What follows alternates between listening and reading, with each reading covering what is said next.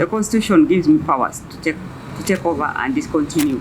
But what we do is that I take over and do investigations.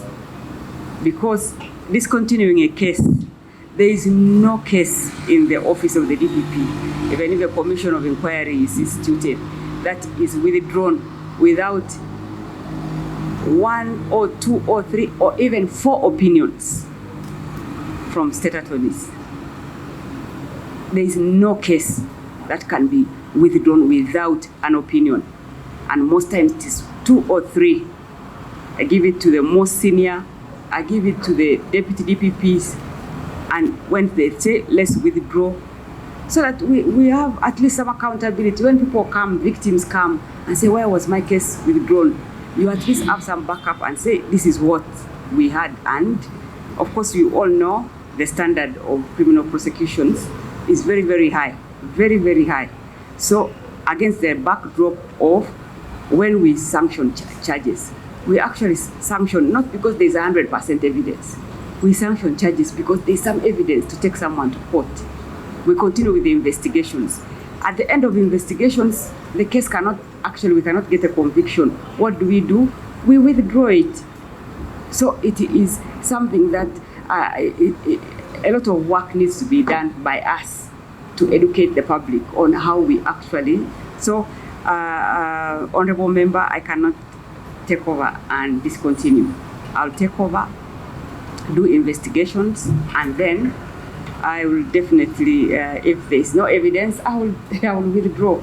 And take over. Cases, but no, now I'm coming to those cases, and you quoted Article 120.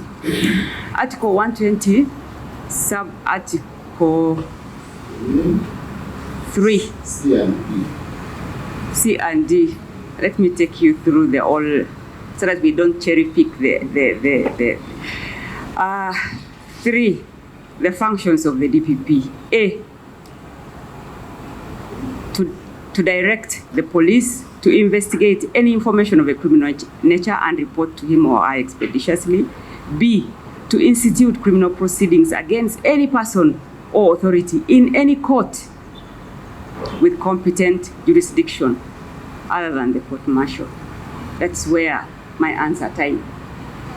That is the Constitution, and that's the same article that you're quoting and sub-article. So I cannot institute and I cannot take over cases under the court-martial. C, to take over and continue any criminal proceedings instituted by any other person or authority. But B is already there. B has already put a cap. That is an institution. No. Take over is open. No. Yes. It is something that.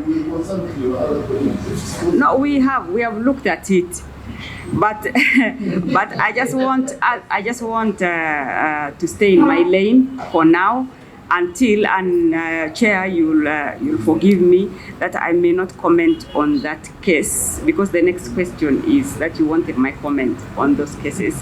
I may not comment on those cases because this is a case in the Supreme Court as well. So you'll just excuse me for that I don't make a comment on that.